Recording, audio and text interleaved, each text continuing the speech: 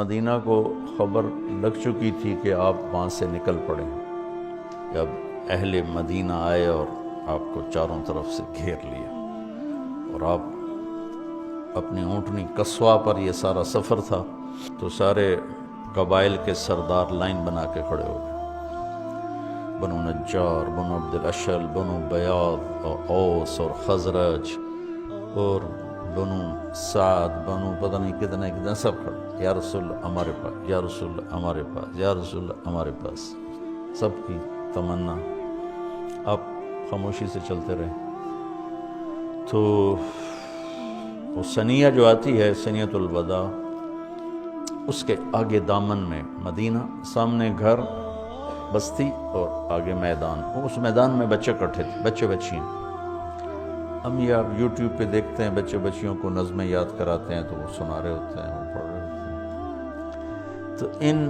تو اس دور کی جو اللہ کی طرف سے موہبہ جلیل تھا، فصاحت، وہ اس واقعے میں نظر آتی ہے کہ یہ جو بچے بچیاں کھڑے ہیں، انہیں کسی نے کوئی نظم یاد نہیں کرائی کہ جب وہ آئیں گے تو تم نے طلال بدر کہنا ہے۔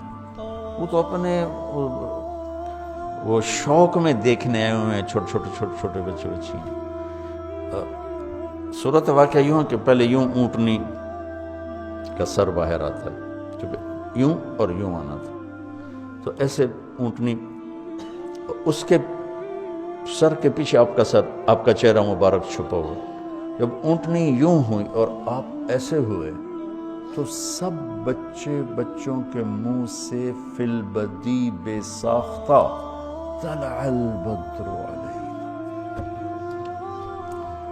یہ پڑھا ہوا سبق نہیں تھا، طلع البدر علینا من ثنیۃ الوداع وجب الشکر علینا ما دعا للہ دعا ایہا المبعوث فینا جئت بالامر المطاع جئت شرفت المدینہ مرحبا بک یا خیر داع۔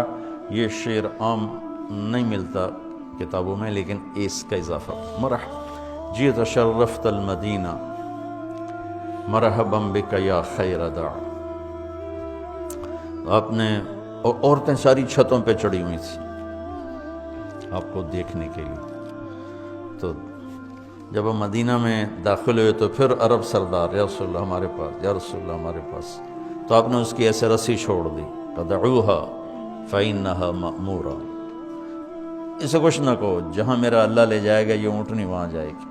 اور آپ کے دل میں تھا بنو نجار، کیونکہ آپ کی دادی بنو نجار میں سے تھی، سلمہ جو عبد المطلب کی والدہ ہیں، وہ بنو نجار سے تھی، جو ہاشم نے وہاں شادی کی تھی۔ تو آپ کی اونٹنی چلتے چلتے چلتے ایک کھلے میدان میں جا کے بیٹھ گئی، بستی کے وسط میں تھا۔ تو اس کو آپ نے پسند کیا اپنی مسجد کے لیے، تو آپ نے پوچھا یہ زمین کس کی ہے؟ بعد میں، اس وقت نہیں، بعد میں ان کا جی 2 یتیموں کی ہے۔ تو ان کے سرپرست کون ہے؟ کہ اسد بن زرارہ ہے۔ آپ نے ان کو بولایا کہ یہ زمین ہمیں مسجد کے لیے چاہیے۔ کہ ہم تحفہ دیتے ہیں۔ ہم نے کہا یتیم کا مال ہے، تحفہ نہیں ہو سکتا ہے، پیسے لگاؤ۔ کہا ٹھیک ہے جی، آپ پیسے لگوائیں، ہم اس سے آپ کو سستا کر کے دے دیں گے۔ ہم نے کہا ٹھیک ہے۔ تو اس کے پیسے لگوا گئے تو 7 دینار اس کی قیمت بنی۔ میرے نبی نے کیا کیا کہ تمہارے سامنے بھی 7 دینار قیمت لگی ہے، ہم آپ کو 10 دینار دیتے ہیں مسجد کے۔ آپ نے 10 دینار میں وہ جگہ خریدی۔ تو اس کے بعد آپ کی اونٹنی اٹھ گئی۔ یہ میں نے بات کا واقعہ سنایا ہے آپ کو۔